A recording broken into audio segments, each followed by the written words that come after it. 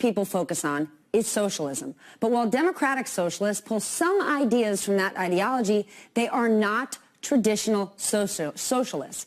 There is no call for communal ownership of production. Here's what else it is not. Communism. Most people use communism and socialism interchangeably, even Karl Marx. But communism is a political ideology, while socialism centers more on economics. They're related, but none of this has to do with democratic socialists. What they do call for is the enactment of certain socialist ideas through the democratic process, meaning everyone has a vote on whether they are a good idea or not. In many countries, democratic socialists work alongside other parties in broad coalitions.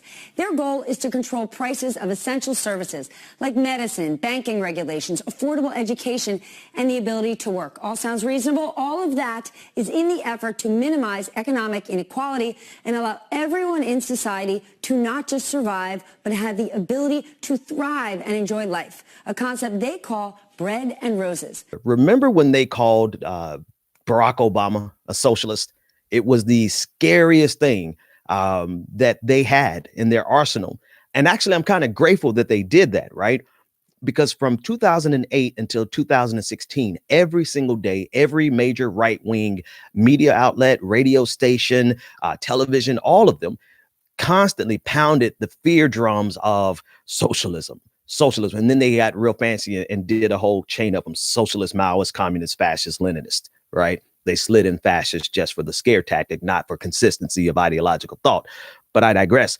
So for 8 years, they did that and scared the entire bejesus out of the entire country that Barack Obama was a socialist, when in reality, we all now know, those of us who thought that he might have been something like a democratic socialist, we now know that Barack Obama was your standard fare capitalist. He was your standard fare neoliberal who fits right into the economic paradigm of Ronald Reagan and Bill Clinton, right? That is where we've been for the last 30, 40 years in this country, somewhere between Ronald Reagan and Bill Clinton. And Bill Clinton is far closer to Ronald Reagan than he is an actual socialist.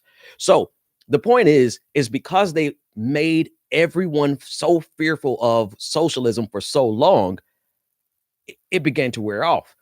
You know, it didn't have the same impact. People weren't as concerned or as afraid of it because they heard it every single day.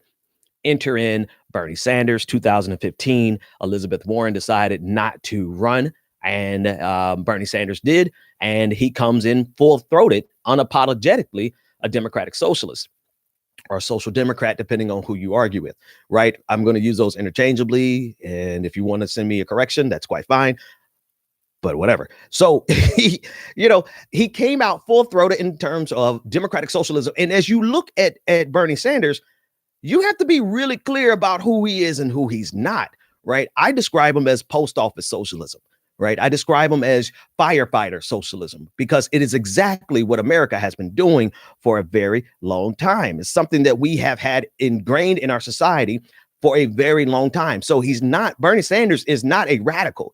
This is what I say to people all the time when they say, oh, he's too radical. No, Bernie Sanders is not a radical. I know radicals, right?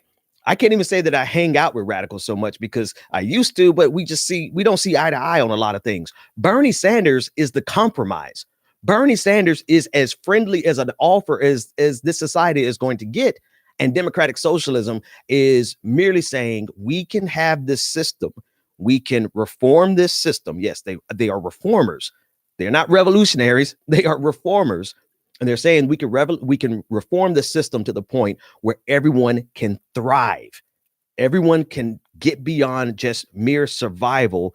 They can actually thrive. Listen to the second part of the clip from MSNBC. And if you think some of these ideas are too alien to American culture, take a look at this. Social Security is a pension system run by the government. Mm-hmm. Medicaid and Medicare are government-run medical services. Mm-hmm. Even Amtrak is a government-owned transportation system. All of these are hallmarks of democratic socialist policy. Right. Exactly. There's nothing about Bernie Sanders' platform, nothing that he's trying to do that is remotely outside of what America has already done, or other nations like the UK. I said it on the show yesterday, and I've said it many times. The UK has had a single-payer style system since 1949. 70 years, 71 years now. 71 years, they have had a single payer system where people and their citizenry can just go get treated and go home without having enormous medical debt. Right? They have had that for 70 years. And here we are in the United States of America, leaving all of our citizens at the mercy of capitalists making a profit off of people dying with cancer. So what Bernie Sanders is proposing and what Democratic Socialists are proposing, it is nothing outside of the norm. It is nothing that's terrifying. It's again, what I called at the beginning of the show, it's post office socialism. It is as American as the post office.